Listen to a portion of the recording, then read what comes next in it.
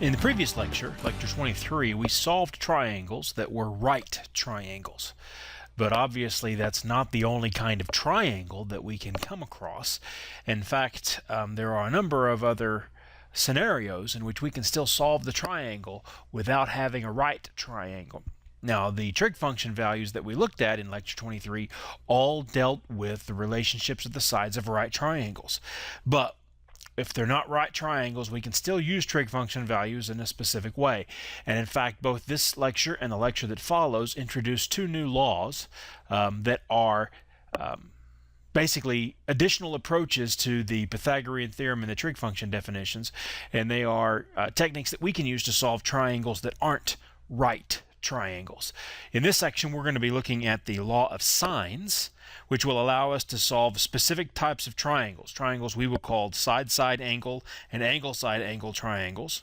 And then we're going to look at solving applied problems that involve those types of triangles. By the way, this should say, that's what I was thumbing through my notes here, this should say either side angle angle, which is SAA, or angle side angle. We treat side angles as a special case, and you'll see as we get into this lecture and we get to that point in the lecture why it's special, what problem that it can cause for us. And then of course, like I said, we're going to look at some applied problems where we have some real-world scenarios that involve triangles and how we use the law of sines to solve those triangles. So let's begin by looking at non-right triangles. In fact, this word right here, oblique, is just the fancy word for any triangle that is not a right triangle. Remember, to be a right triangle, you have to have one right angle.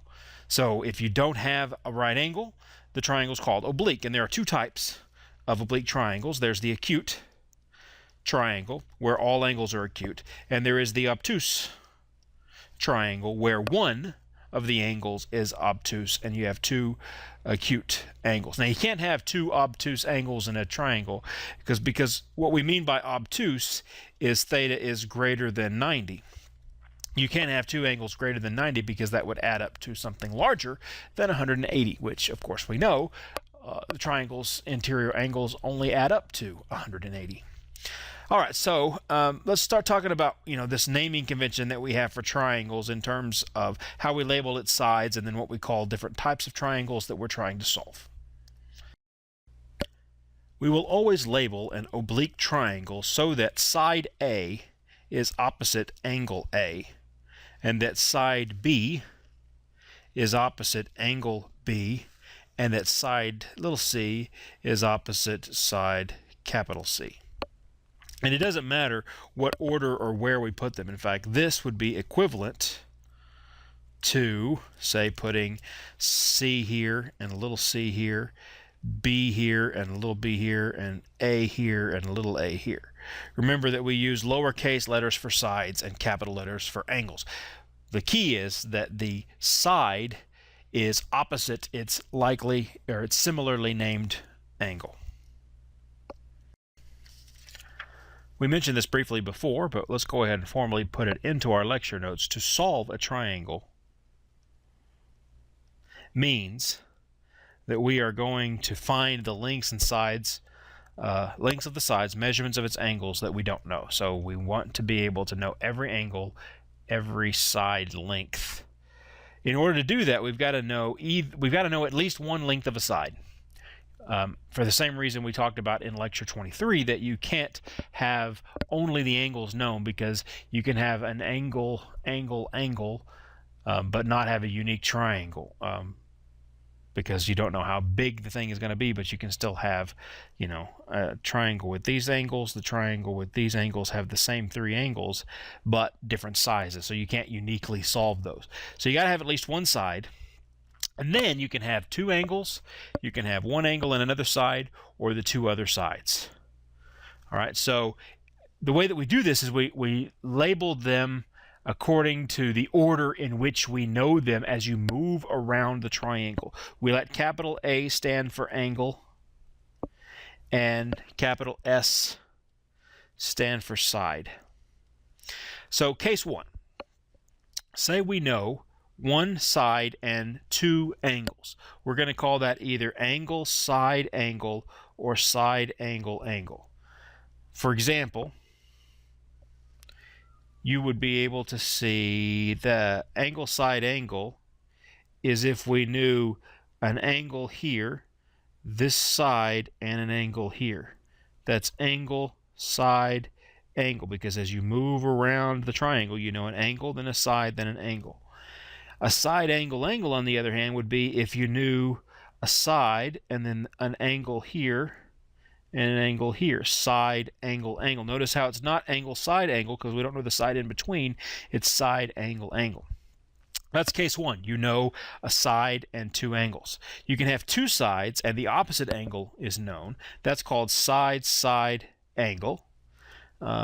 So that's where you know a side and a side and an angle that's not between them. That's side as you move around the circle. Doesn't matter which direction you go, although in this case you got to be careful. Side, side, angle. By the way, I did mention earlier in the introduction to this section that this is the one that causes us a little bit of problem. So it's easy to just remember that the one that you have to be careful about which way you spell angle, side, side, or side, side, angle is the one that's going to give you problems. All right, case three, side, angle, side. It's where you know two sides. I said side, angle, side, and wrote side, angle, angle. Side, angle, side. So you know two sides, but the angle you know is in between them. In that case, it's actually very easy to solve. And if you know three sides, side, side, side. Now we're going to be able to do two of these cases. These two right here using the law of sines, which we will introduce in this section. The last two, we need the law of cosines, which comes from lecture 25.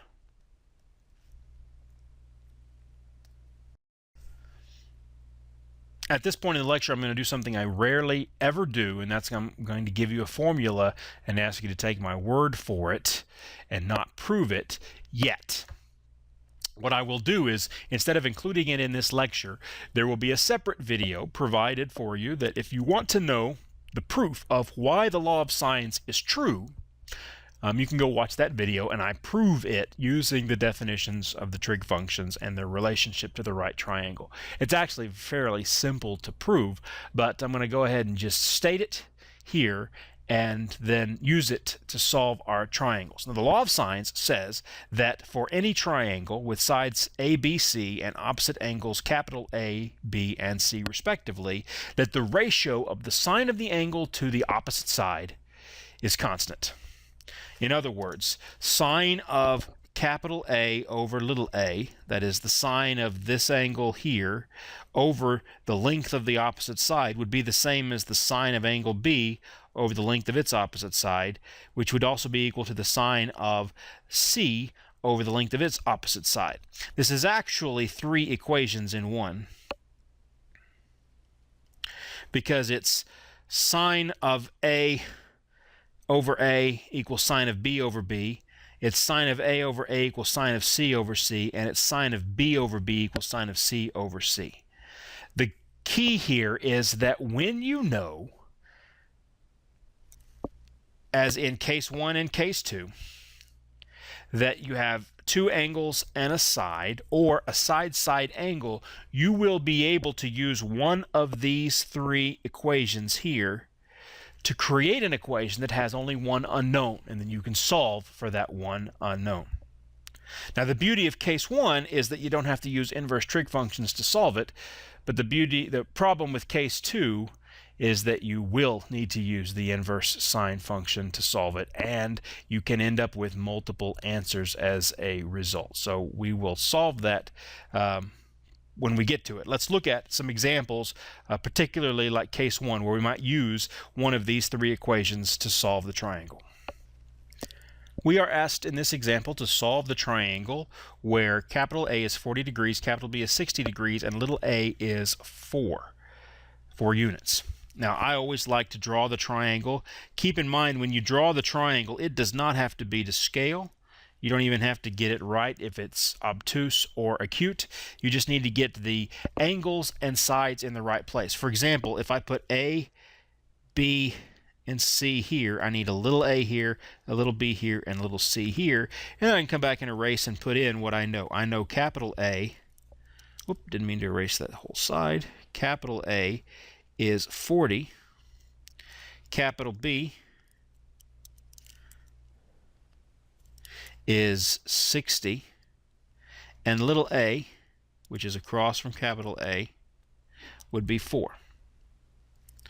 Now remember, what the law of sines says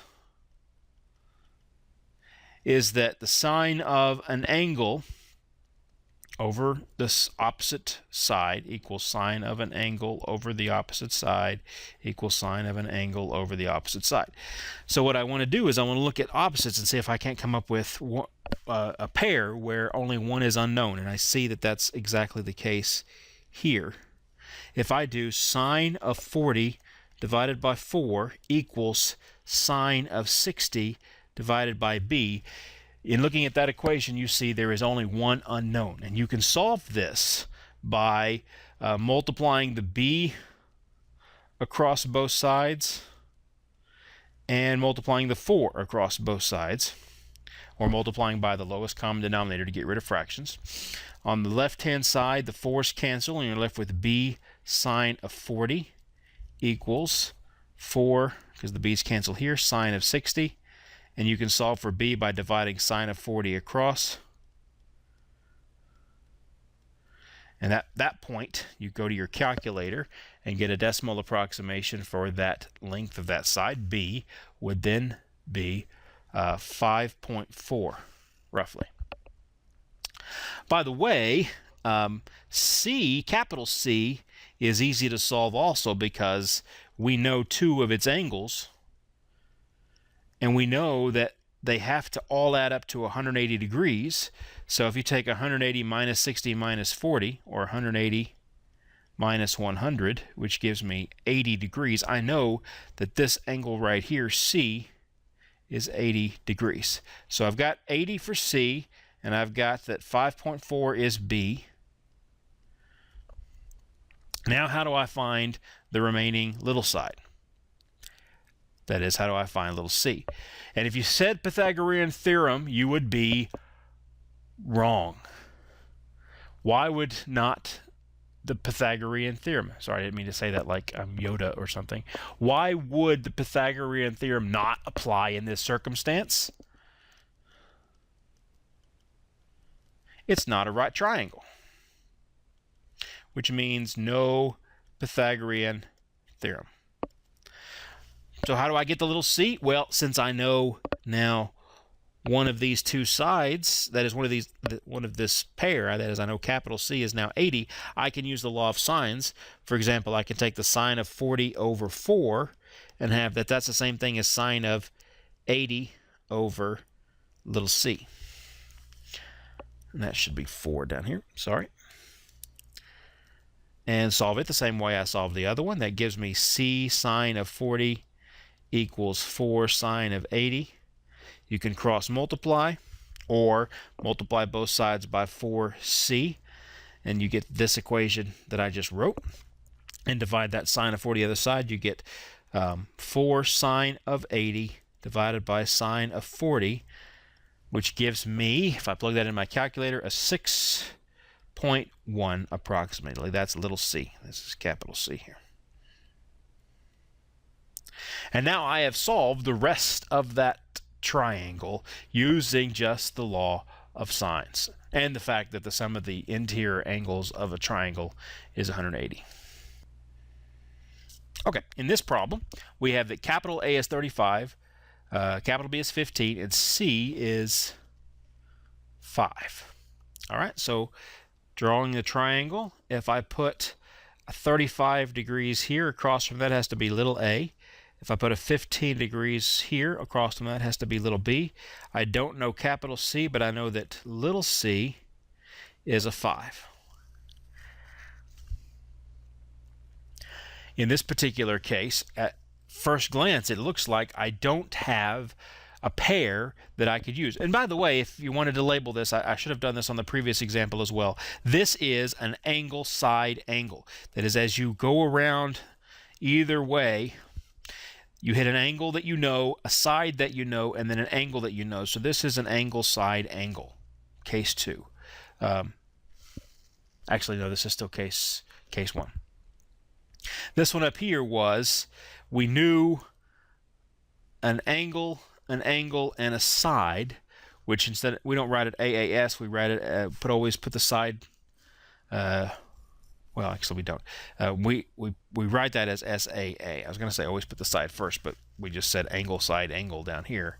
You can't put the side first because it's not the first thing you run into either way that you go. So this could be AAS or SAA. We typically refer to it as SAA, side angle angle. Now this one down here, the one that I was just about to solve, is angle side angle. And once we recognize that we can get capital C by just doing what we did last time, 180 minus 35 minus 15. If you know two angles, you know the third by just subtracting them from 180. That gives me 130 degrees. So this right here is 130. Okay, now that we know that, I can do sine of 130 over 5 equals sine of, now pick one, do say 35 over little a. And if I cross multiply, which is something you can always do, it's equivalent to multiplying by 5a. If you have one fraction equal to another, you can cross multiply. Take the denominator of one times the numerator of the other. A sine of 130 equals 5 sine of 35. So let me say that one more time just so you caught that. You can cross multiply, or you can think of it as multiplying both sides of this by the lowest common denominator, which is 5a. When you multiply the left-hand side by 5a, you end up with the 5's canceling. You get a sine of 30. When you multiply the right-hand side by 5a, the a's cancel, and you're left with 5 sine of 35. If we divide both sides by sine of 30, we have a equals 5 sine of 35 over sine of 30, which I plug into my calculator, and I get 1.7, roughly. To do B, I'm going to do the same thing. So I'm going to take my sine of 130 over 5. It's always best, if you can, to use original values from the problems, not values that you've solved for, especially if you've rounded them. So I don't want to use sine of, say, 35 over 1.7, because 1.7 is a rounded value, and that round-off error will create error later in the problem. So it's better to take the 130 and the 5, because those were given in the problem, or actually 130 we solved exactly, and it's not a rounded number, and 5 was given in the problem. So now we've got sine of 130 over sine of over just 5 equals, and we got to find b now, so we're going to do sine of 15 over b, which gives me b sine of 130 equals 5 sine of 15. B then becomes 5 sine of 15 over sine of 130. Which I plug into my calculator, I get 3.7. So there's my B, there's my little a, and up here was my capital C. Boom, chakalaka. There it is. Got it. In the next case, which I labeled as case 2 above, we have what's called the sine angle case. This is also known as the ambiguous case. And the reason I say ambiguous is that when you try to solve this problem, it is possible, unlike the previous examples, to end up with either no solution, one solution, or two different solutions. So how do we know which case we have? I'll show you in a second when we're working the problem how you can tell, but let me walk you through real quick just a quick illustration of why you have an ambiguous case in the first place. So imagine that you have two things given to you. First, you have a side that you know, and you have another side that you know,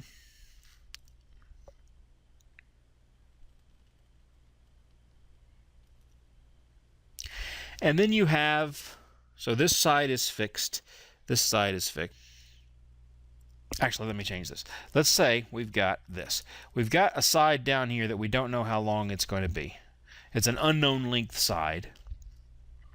We've got another side that we know exactly how long it is, but we don't know the angle right here. And we've got this angle right here is fixed. So this piece right here cannot move. This piece right here it can't move. We won't allow it to move, so don't move that piece. On the other hand, this piece right here can swing back and forth, right? Because it could be over here, it could be over here. All that we know is that it's some fixed length. Now, this is an example here where if the side was as long as I've drawn it in this picture, there's no solution.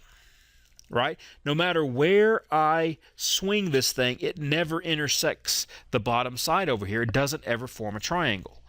On the other hand, oh, where did I go? Sorry. On the other hand, let's do this. Let's say again, we've got this side down here at the bottom fixed. This side is a fixed length that goes to here. And then we've got another piece that's this long right here.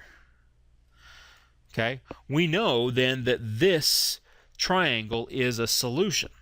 On the other hand, if I swing this, remember this can move now, right? Because this angle is not fixed. This angle right here is free, so this is like a hinge up here because it can freely move. Let's say we swing this guy around and all of a sudden it's back over here. So that this length here is the same as this length right here. Then you have two triangles that satisfy the original side-side angle conditions, right? You've got this big triangle here, which I could call A, B, C, and you also have A, B, C prime. You've got a second triangle right here that also has the same length side, and the fixed angle A in there. And then the last example is where there's only one solution, and the one solution would be the case that you have where even if you swing it over, it doesn't form another triangle. Okay, so this side right here is a fixed direction, but we don't know how long it is. The bottom side is. We've got a piece that if we draw it, I keep jumping around. I apologize. That's going to make it hard for you to understand. If I have a side that's long enough, say one that goes way out over here, and if I swing it around, it swings somewhere past this line, you have only one solution. So the point being, because you have a fixed side, an angle between it, and the length of this side is fixed, then you can get one solution, you can get two solutions, or you can get no solutions. Now, the point is you don't have to be able to draw the triangle to do this.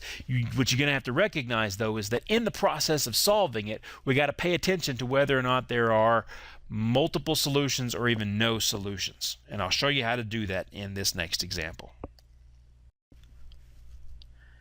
We're asked to solve the triangle where little a is 3, little b is 2, and capital A is 40. So let me just draw a triangle, and again, I'm just going to draw my general shape here. I'm going to put, say, 40 degrees up here, which means this side down here is 3. I'm going to put capital B here, which means this side is 2. I'm going to put capital C here, which means this side is unknown. So this is a side-side angle case.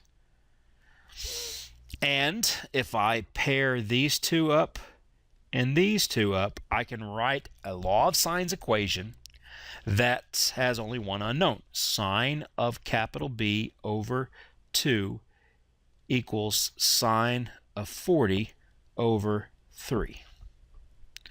So if I write sine of B now, just move the 2 to the other side, so multiply both sides here by 2. I don't need to move the 3 because the b is what I'm trying to get by itself. I get 2 sine of 40 over 3, which says sine of b is equal to 0.4285. Just plugging that into a calculator to get that number. Now here's where you have to do something different. We have to find what b is, and there are 2 answers to this problem. And there's always 2 answers because what angle are we looking for? We're looking for an angle that goes from anywhere from 0 to 180 degrees. That is, we want what I've got highlighted here in blue. Now, if all I do is take the sine inverse of 0.4285, that is to move the sine to the other side, what I get, in fact, let me draw it with a red still. I get this, remember? So I get, okay, that's what we get. So what sine inverse gives us.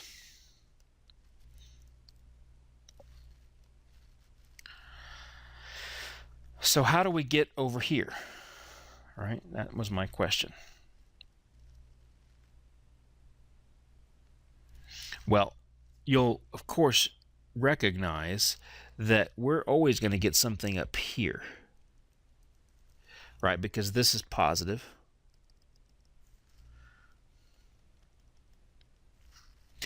What we want is straight across here.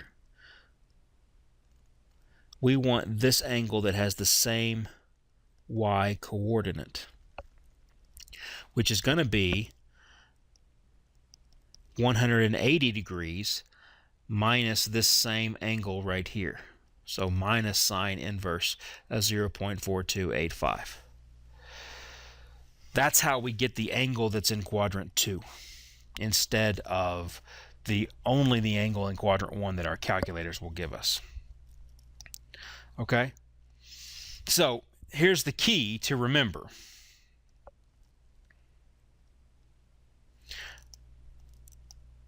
I'll write this in here. Remember, when taking sine inverse, always write down 2 answers. The sine inverse and 180 minus the sine inverse. That's what you need to remember. Okay, let me scroll down a little bit and let's finish this problem. Now, if I plug that into my calculator, I get, again in degrees, 25.4 degrees.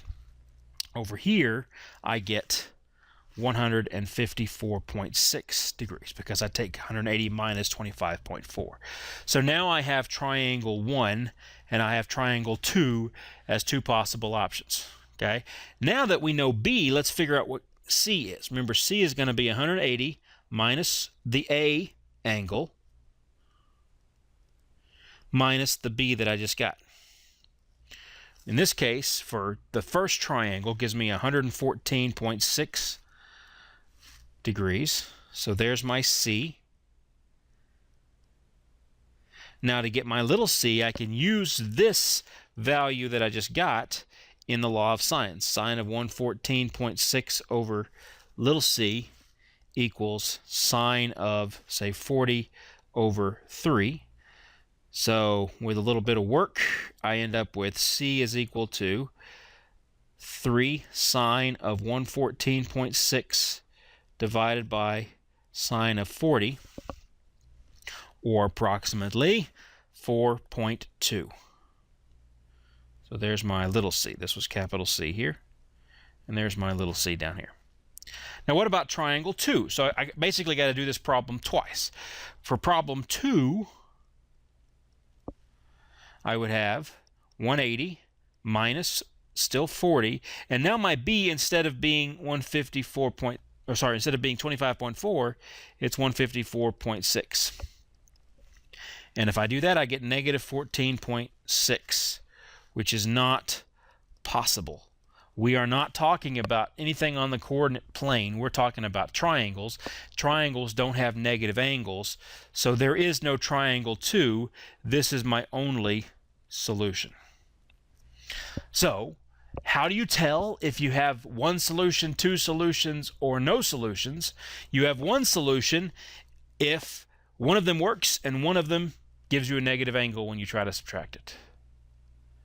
Now let's do a couple more examples so you can see what it looks like when you have two solutions or when you have no solutions. So we have little a is 6, little b is 8, and capital A is 35. So let's do 35 up here, and that would be across from 6. Capital B here, little b is 8, capital C here, and little c over here. So this pair right here and this pair right here gives me a law of sines with one unknown. Sine of b over 8 equals sine of 35 over 6. Multiply the 8 across to the other side. You end up with sine of b equals 8 sine of 35 over 6, which is 0.7648. Okay, so now you got two answers, right? B could be the sine inverse of 0.7648, or B could be 180 minus the sine inverse of 0.7648. Over here, this gives me 49.9 degrees. Over here, this gives me 130.1 degrees. All right, now let's do triangle 1. Let's finish with triangle 1, see what we get. Now that I know B, I can do sine of 49.9 over 8 equals,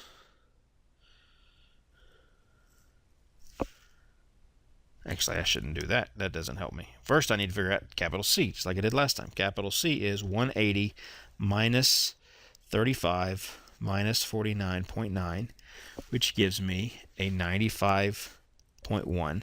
Now that I know this C, I can do a law of sines to get the other C, which is sine of 95.1 over little c equals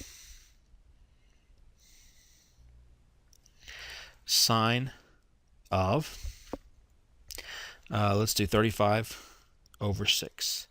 So cross multiplying and dividing the sine of 35 across gives me c equals 6 sine of 95.1 over sine of 35, which is, in my calculator, a 10.4 solved. Now let's see if we can't get a capital C over here. If I do 180 minus 35 minus 130.1, I get a positive answer. In fact, I get 14.9 degrees. So this one is going to have two answers, two possible scenarios that match two different triangles that match those conditions right here. Now I can do the same step, so sine of 14.9 over little c is equal to sine of 35 over 6. Cross multiply and divide the sine of 35 across, you get c is equal to 6 sine of 14.9 over sine of 35, which gives me a 2.7 in my calculator. So there are two different answers. There's this group of answers and there's this group of answers. Two triangles solves this ambiguous case. The good news about the no solution case is that you find out pretty quickly that there's no solution. First, of course, draw your triangle. If you know little a is 2, you don't know capital A, so it's going to be across from it. C is 50, so little c is 1. And capital B we don't know, and little b we don't know. So let's do this pair here. So sine of a over 2 equals sine of 50 over 1. Cross multiplying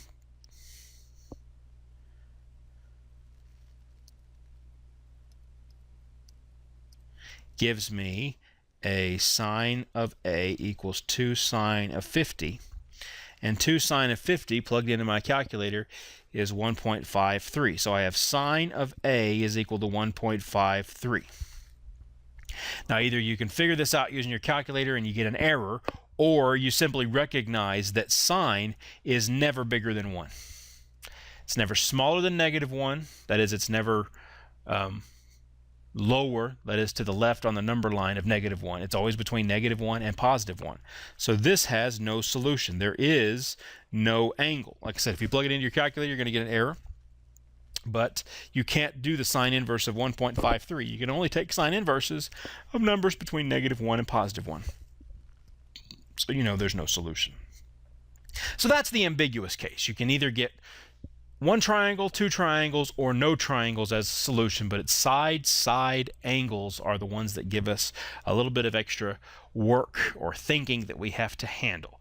Now let's look at least one word problem where you might have a scenario in which you're solving a general triangle instead of a right triangle. In this picture, we want to measure the height of a mountain, and to do that, since we can't measure from the center of the mountain, instead what we're going to do is we're going to take a surveyor and he's going to measure two sightings. So he's going to go to two different locations and look at the angle of elevation from his first sighting to the top of the mountain, and he's going to take the angle of elevation from his second sighting to the top of the mountain. He's going to do it in a straight line, so he's going to just keep moving, and he moves a distance of 900 meters. His first angle of elevation is 47 degrees. His second is 35 degrees. If the transit is 2 meters, that's how tall he is, we want to figure out what's the total height of the mountain. The transit being the device he's using to measure the angle of elevation. So what we got to do is we got to figure out h here, the height, and we know this distance here too. So whatever we get for h, the height of the mountain is h plus 2. Since I don't ask for the height of the mountain, that transit equals 2 is additional information that we won't need. We just got to figure out what the h is.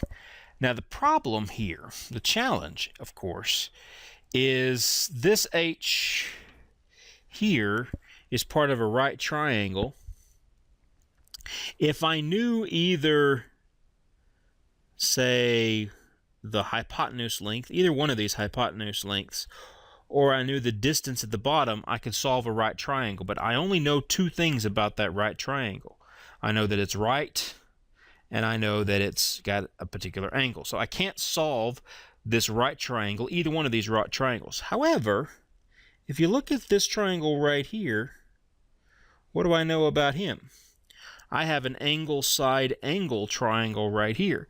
And if I could say use that angle side angle to solve for either this side or this side, I would then have two pieces of information, the angle 47 and the hypotenuse, which I could then use to solve for h. So let's begin by solving the triangle I've marked in red here. Now to do that, I kind of jumped the gun here. I said I had an angle side angle, but the truth is I got to know this angle right here. Right, that angle there, let's call it, just for want of a better name, let's call it capital A. A here would clearly be 180 minus 47 degrees, because if you took the whole straight line, that's 180 degrees. That is, right, from this side here to this side over here is 180, but 47 of that's taken, so the other, what's remaining is A, which gives me 133 degrees. So let's call this little side up here A, and let's call this side up here capital C, just because we don't have anything else assigned to it. If that's capital C, then little c is 900. We can figure out capital C now because we know that if you take 180 minus the 133 we just got, minus the 35, you can figure out what the interior angle up there has to be, which is going to be 12 degrees. So now I have, and maybe I should draw it again just so you can see it here. I know this angle up here is 12. I know this side down here is 900. I know this angle right here is 133, and I know the side up here is an unknown value, a. I can use law of sines now. Sine of 12 over 900 would have to equal sine of 133 over a. So a times sine of 12 equals 900 times sine of 133. So a is 900 sine of 133 over sine of 12, which I can go straight to my calculator for that, and I get 2,482.875. And that would be in meters, since the unit of length that we have measured already is in 900 meters. So now look at what we've got. We have, nope, I did this wrong. That is not 2,482. All right, sorry, that was me solving it a different way. Let me double check this value in my calculator. Check this and see what you get if you plug that into your calculator. All right, so if I did it right, I get 3,165.86. All right, now take that and look at this triangle here. H here, 35 here, and 3,165.86. Now, what is the trig function that relates this angle to this side to the hypotenuse? Since this is the opposite side from the angle, this is opposite over hypotenuse, which would mean we're looking at the sine of 35 degrees is equal to h over 3,165.86. So h would be 3,165.86 times the sine of 35 degrees, which is 1,815.86, or to the nearest meter, 1,816 meters high. Pretty cool. You can do that just by taking two elevations. You can then solve for the height using simply the law of sines. All right, that's the end of lecture 24. We will always label an oblique triangle so that side A is opposite angle A, and that side B is opposite angle B, and that side little c is opposite side capital C. And it doesn't matter what order or where we put them. In fact, this would be equivalent to, say, putting C here and a little c here, B here and a little b here, and A here and a little a here. Remember that we use lowercase letters for sides and capital letters for angles. The key is that the side is opposite its likely or its similarly named angle.